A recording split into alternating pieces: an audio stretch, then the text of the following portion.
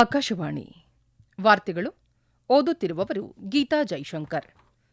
ಮುಖ್ಯಾಂಶಗಳು: ರಾಜ್ಯಸಭಾ ಚುನಾವಣೆ, ಹರಿಯಾಣದ 2 ಸ್ಥಾನಗಳಿಗೆ ಬಿಜೆಪಿ ಹಾಗೂ ಕಾಂಗ್ರೆಸ್ನ ತಲಾ ಓರ್ವ ಅಭ್ಯರ್ಥಿ ಆಯ್ಕೆ, ಬಿಹಾರದ ಸ್ಥಾನಗಳು ಎನ್ಡಿಎ ಪಾಲು.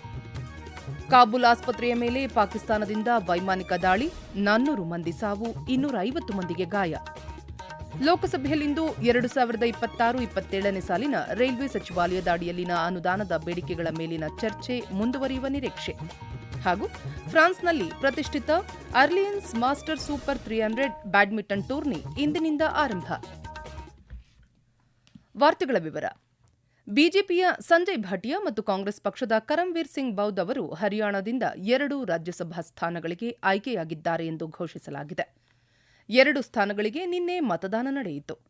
4 ಕಾಂಗ್ರೆಸ್ ಮತ್ತು 1 ಬಿಜೆಪಿಯ ಮತಗಳು ಸೇರಿದಂತೆ ಒಟ್ಟು 5 ಮತಗಳು ಅಮಾನ್ಯವಾಗಿವೆ ಎಂದು ಅಧಿಕಾರಿಗಳು ತಿಳಿಸಿದ್ದಾರೆ. ಬಿಜೆಪಿಯ ಸಂಜಯ್ ಭಾಟಿಯಾ, ಕಾಂಗ್ರೆಸ್ನ ಕರಂವೀರ್ ಸಿಂಗ್ ಬೌದ್ ಮತ್ತು ಸ್ವತಂತ್ರ ಅಭ್ಯರ್ಥಿ ಸತೀಶ್ ನಂದಲ್ 2 ಸ್ಥಾನಗಳಿಗೆ ಕಣದಲ್ಲಿದ್ದರು. ಬಿಹಾರದ ಎಲ್ಲ 5 ರಾಜ್ಯಸಭಾ ಸ್ಥಾನಗಳಲ್ಲಿ ಎನ್ಡಿಎ ಗೆಲುವು ಸಾಧಿಸಿದೆ. ಬಿಜೆಪಿಯ ನಿತಿನ್ ನಬೀನ್ ಮತ್ತು ಶಿವೇಶ್ ರಾಮ್, ಜೆಡಿಯುನ ನಿತೀಶ್ ಕುಮಾರ್ ಹಾಗೂ ರಾಮನಾಥ್ ಠಾಕೂರ್ ಮತ್ತು ರಾಷ್ಟ್ರೀಯ ಲೋಕ ಮೋರ್ಚಾದ ಉಪೇಂದ್ರ ಕುಶ್ವಾಹ ವಿಜೇತರಾಗಿದ್ದಾರೆ. ಅಫ್ಘಾನಿಸ್ತಾನದ ರಾಜಧಾನಿ ಕಾಬೂಲ್ನಲ್ಲಿರುವ ಆಸ್ಪತ್ರೆಯೊಂದರ ಮೇಲೆ ನಿನ್ನೆ ರಾತ್ರಿ ಪಾಕಿಸ್ತಾನ ನಡೆಸಿದ ವೈಮಾನಿಕ ದಾಳಿಯಲ್ಲಿ ಕನಿಷ್ಠ 400 ಜನರು ಸಾವನ್ನಪ್ಪಿದ್ದು, ಸುಮಾರು 250 ಮಂದಿ ಗಾಯಗೊಂಡಿದ್ದಾರೆ. ಈ ಕುರಿತು ಮಾಹಿತಿ ನೀಡಿರುವ ತಾಲಿಬಾನ್ ಸರ್ಕಾರದ ವಕ್ತಾರ ಜಬೀವುಲ್ಲಾ ಮುಜಾಹಿದ್, ದಾಳಿಯಿಂದಾಗಿ ಆಸ್ಪತ್ರೆಯ ಬಹುಪಾಲು ಭಾಗ ಧ್ವಂಸಗೊಂಡಿದ್ದು, ಸಾವು ನೋವುಗಳ ಸಂಖ್ಯೆ ಇನ್ನಷ್ಟು ಹೆಚ್ಚಾಗುವ ಸಾಧ್ಯತೆಯಿದೆ ಎಂದು ಹೇಳಿದ್ದಾರೆ. ಪಾಕಿಸ್ತಾನದ ಸೇನಾ ಆಡಳಿತವು ಮತ್ತೊಮ್ಮೆ ಅಫ್ಘಾನಿಸ್ತಾನದ ವಾಯುಪ್ರದೇಶವನ್ನು ಉಲ್ಲಂಘಿಸಿ ಚಿಕಿತ್ಸೆ ಪಡೆಯುತ್ತಿದ್ದ ವ್ಯಸನಿಗಳಿದ್ದ ಮಾದಕ ವಸ್ತು ಪುನರ್ವಸತಿ ಆಸ್ಪತ್ರೆಯನ್ನು ಗುರಿಯಾಗಿಸಿಕೊಂಡಿದೆ ಎಂದು ಅವರು ಆರೋಪಿಸಿದ್ದಾರೆ. ಉಭಯ ದೇಶಗಳ ಗಡಿಭಾಗದಲ್ಲಿ ಗುಂಡಿನ ಚಕಮಕಿ ನಡೆದ ಬೆನ್ನಲ್ಲೇ ಈ ದಾಳಿ ಸಂಭವಿಸಿದೆ. ಲೋಕಸಭೆಯು ಇಂದು 2026-27ನೇ ಸಾಲಿನ ರೈಲ್ವೆ ಸಚಿವಾಲಯದ ನಿಯಂತ್ರಣದ ಅಡಿಯಲ್ಲಿನ ಅನುದಾನದ ಬೇಡಿಕೆಗಳ ಮೇಲಿನ ಚರ್ಚೆಯನ್ನು ಮುಂದುವರೆಸಿ ಮತದಾನವನ್ನು ಕೈಗೆತ್ತಿಕೊಳ್ಳಲಿದೆ. ನಿನ್ನೆ ಚರ್ಚೆಯನ್ನು ಪ್ರಾರಂಭಿಸಿದ ಕಾಂಗ್ರೆಸ್ನ ತಾರಿಕ್ ಅನ್ವರ್, ಕೇಂದ್ರ ಸರ್ಕಾರವು ತನ್ನ ಗುರಿಗಳನ್ನು ತಲುಪುವಲ್ಲಿ ವಿಫಲವಾಗಿದೆ ಎಂದು ಆರೋಪಿಸಿದರು. ಅಮೃತ್ ಭಾರತ್ ನಿಲ್ದಾಣ ಯೋಜನೆಯಡಿ ಗುರುತಿಸಲಾದ 1337 ನಿಲ್ದಾಣಗಳ ಪೈಕಿ ಕೇವಲ 160 ನಿಲ್ದಾಣಗಳಲ್ಲಿ ಮಾತ್ರ ಮರು ಅಭಿವೃದ್ಧಿ ಕೆಲಸ ಪೂರ್ಣಗೊಂಡಿದೆ ಎಂದು ಅವರು ಟೀಕಿಸಿದರು. ಇದಕ್ಕೆ ಪ್ರತಿಕ್ರಿಯಿಸಿದ ಬಿಜೆಪಿಯ ಗಣೇಶ್ ಸಿಂಗ್, ಕಳೆದ 10 ವರ್ಷಗಳಲ್ಲಿ ರೈಲ್ವೆಯಲ್ಲಿ ಮಹತ್ವದ ಬದಲಾವಣೆಯಾಗಿದೆ ಎಂದು ಸಮರ್ಥಿಸಿಕೊಂಡರು. 2013-14ರಲ್ಲಿ 63,000 ಕೋಟಿ ರೂಪಾಯಿಗಳಿದ್ದ ರೈಲ್ವೆ ಬಜೆಟ್ ಈಗ 2,78,000 ಕೋಟಿ ರೂಪಾಯಿಗಳಿಗೆ ಏರಿಕೆಯಾಗಿದೆ ಎಂದು ಅವರು ಮಾಹಿತಿ ನೀಡಿದರು. ಈ ನಡುವೆ ಹಣಕಾಸು ಸಚಿವೆ ನಿರ್ಮಲಾ ಸೀತಾರಾಮನ್ ಅವರು ರಾಜ್ಯಸಭೆಯಲ್ಲಿ ಇಂದು ವಿನಿಯೋಗ ವಿಧೇಯಕ 2026 ಮಂಡಿಸುವ ಸಾಧ್ಯತೆಯಿದೆ. ಅಸ್ಸಾಂ, ಕೇರಳ ಮತ್ತು ಪುದುಚೇರಿ ವಿಧಾನಸಭಾ ಚುನಾವಣೆಗಳಿಗೆ ಅಧಿಕೃತ ಅಧಿಸೂಚನೆ ಹೊರಬಿದ್ದ ಬೆನ್ನಲ್ಲೇ ನಾಮಪತ್ರ ಸಲ್ಲಿಕೆ ಪ್ರಕ್ರಿಯೆ ಆರಂಭವಾಗಿದೆ. ತಮಿಳುನಾಡು ಮತ್ತು ಪಶ್ಚಿಮ ಬಂಗಾಳದ ಜೊತೆಗೆ ಈ ರಾಜ್ಯಗಳ ಚುನಾವಣಾ ವೇಳಾಪಟ್ಟಿಯನ್ನು ಕಳೆದ ಭಾನುವಾರ ಪ್ರಕಟಿಸಲಾಗಿತ್ತು. ಅಸ್ಸಾಂ, ಕೇರಳ ಮತ್ತು ಪುದುಚೇರಿಯಲ್ಲಿ ಏಪ್ರಿಲ್ 9ರಂದು ಮತದಾನ ನಡೆಯಲಿದೆ. ಎಲ್ಲಾ 4 ರಾಜ್ಯಗಳು ಮತ್ತು ಕೇಂದ್ರಾಡಳಿತ ಪ್ರದೇಶದ ಮತ ಎಣಿಕೆಯು ಮೇ 4ರಂದು ನಡೆಯಲಿದೆ ಎಂದು ಚುನಾವಣಾ ಆಯೋಗ ತಿಳಿಸಿದೆ. ಪಶ್ಚಿಮ ಬಂಗಾಳ ವಿಧಾನಸಭೆ ಚುನಾವಣೆಯ ವೇಳೆ ನಿಗಾ ವಹಿಸಲು ತಂತ್ರಜ್ಞಾನ ಆಧಾರಿತ ಮೇಲ್ವಿಚಾರಣೆಗೆ ವಿಶೇಷ ಒತ್ತು ನೀಡಲಾಗುತ್ತಿದೆ. ರಾಜ್ಯದ 100% ಮತದಾನ ಕೇಂದ್ರಗಳಲ್ಲಿ ವೆಬ್ಕಾಸ್ಟಿಂಗ್ ಕಡ್ಡಾಯಗೊಳಿಸಲಾಗಿದ್ದು, ವೆಬ್ಕಾಸ್ಟಿಂಗ್ ನಡೆಸದ ಕೇಂದ್ರಗಳಲ್ಲಿ ಮರು ಮತದಾನದ ಬಗ್ಗೆ ನಿರ್ಧಾರ ತೆಗೆದುಕೊಳ್ಳಲಾಗುವುದು ಎಂದು ಚುನಾವಣಾ ಆಯೋಗ ತಿಳಿಸಿದೆ. ಇದೇ ಮೊದಲ ಬಾರಿಗೆ ಸೂಕ್ಷ್ಮ ಪ್ರದೇಶಗಳು ಮತ್ತು ದೊಡ್ಡ ಸಭೆಗಳ ಮೇಲೆ ನಿಗಾ ಇಡಲು ಡ್ರೋನ್ಗಳನ್ನು ಬಳಸಲಾಗುತ್ತಿದೆ.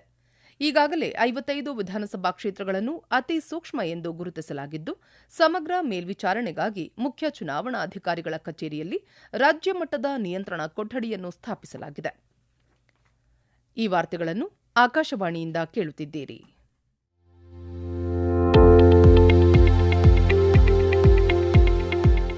ನಮ್ಮ ಎಲ್ಲ ರಾಷ್ಟ್ರೀಯ ವಾರ್ತೆಗಳು ಹಾಗೂ ಪ್ರದೇಶ ಸಮಾಚಾರ ಈಗ ಆಕಾಶವಾಣಿ ನ್ಯೂಸ್ ಕನ್ನಡ ಯೂಟ್ಯೂಬ್ ಚಾನೆಲ್ನಲ್ಲಿ ಲಭ್ಯ. ನಮ್ಮ ಎಕ್ಸ್ ಖಾತೆ ಮತ್ತು ಇನ್ಸ್ಟಾಗ್ರಾಂ ಖಾತೆ ಆಕಾಶವಾಣಿ ನ್ಯೂಸ್ ಕನ್ನಡ. ಹೆಚ್ಚಿನ ಮಾಹಿತಿಗಾಗಿ ನಮ್ಮ ಫೇಸ್ಬುಕ್ ಖಾತೆ ಆಕಾಶವಾಣಿ ವಾರ್ತೆ ಕನ್ನಡವನ್ನು ಅನುಸರಿಸಿ.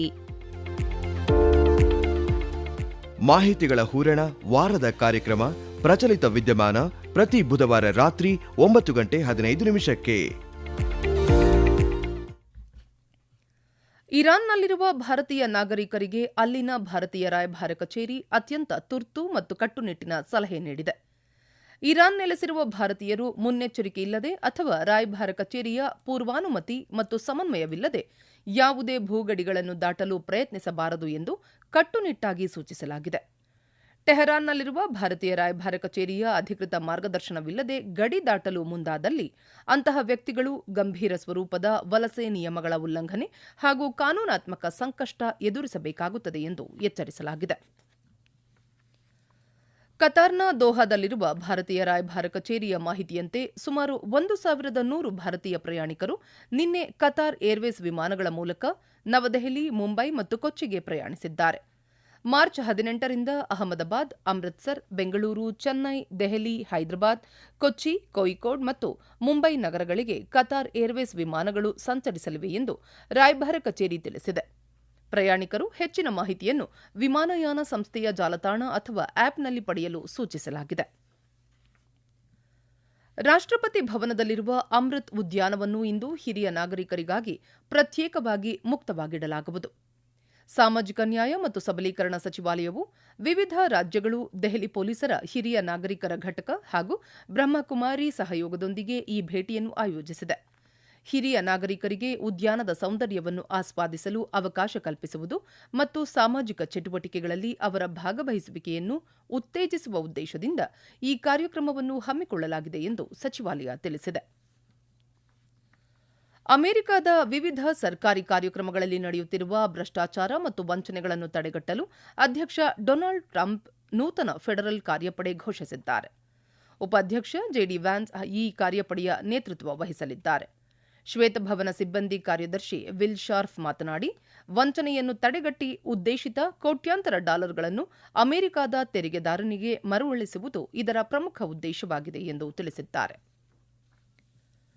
ಸರ್ಕಾರದ ಪರವಾಗಿ ಗೋಧಿ ಮತ್ತು ಭತ್ತದ ಖರೀದಿಯಲ್ಲಿ ತೊಡಗಿರುವ ಆರ್ಥಿಕ ಮತ್ತು ಸಹಕಾರ ಸಂಘಗಳಿಗೆ ಪಾವತಿಸಬೇಕಾದ ಕಮಿಷನ್ ದರಗಳ ಪರಿಷ್ಕರಣೆಗೆ ಸರ್ಕಾರ ಅನುಮೋದನೆ ನೀಡಿದೆ. ಈ ಪರಿಷ್ಕೃತ ಕಮಿಷನ್ ದರಗಳು 2026-27ರ ಹಿಂಗಾರು ಮಾರುಕಟ್ಟೆ ಹಂಗಾಮಿನಿಂದ ಜಾರಿಗೆ ಬರಲಿವೆ ಎಂದು ಅಧಿಕೃತ ಪ್ರಕಟಣೆ ತಿಳಿಸಿದೆ. ದೆಹಲಿಯಲ್ಲಿರುವ ಪಟಿಯಾಲ ಹೌಸ್ನಲ್ಲಿರುವ ವಿಶೇಷ ಎನ್ಐಎ ನ್ಯಾಯಾಲಯ 7 ವಿದೇಶಿ ಪ್ರಜೆಗಳನ್ನು 11 ದಿನಗಳ ಕಾಲ ರಾಷ್ಟ್ರೀಯ ತನಿಖಾ ಸಂಸ್ಥೆಯ ವಶಕ್ಕೆ ಒಪ್ಪಿಸಿದೆ. ಬಂಧಿತರಲ್ಲಿ ದೆಹಲಿಯಲ್ಲಿ ಸಿಕ್ಕಿಬಿದ್ದ 3 ಉಕ್ರೇನ್ ಪ್ರಜೆಗಳು, ಲಖನೌದ 3 ಮತ್ತು ಕೋಲ್ಕತಾದಲ್ಲಿ ಬಂಧಿತರಾದ ಒಬ್ಬ ಅಮೆರಿಕ ಪ್ರಜೆ ಸೇರಿದ್ದಾರೆ. ಹೆಚ್ಚುವರಿ ಸತ್ರ ನ್ಯಾಯಾಧೀಶ ಪ್ರಶಾಂತ್ ಶರ್ಮಾ ಈ ಪ್ರಕರಣದ ವಿಚಾರಣೆಯನ್ನು ನಡೆಸಿದರು. ಬಂಧಿತ ವಿದೇಶಿಯರು ಭಾರತಕ್ಕೆ ವೀಸಾ ಮೂಲಕ ಆಗಮಿಸಿ ನಂತರ ಸಂರಕ್ಷಿತ ಪ್ರದೇಶವಾದ ಮಿಜೋರಾಂ ಪ್ರವೇಶಿಸಿದ್ದರು ಎಂದು ಎನ್ಐಎ ಆರೋಪಿಸಿದೆ.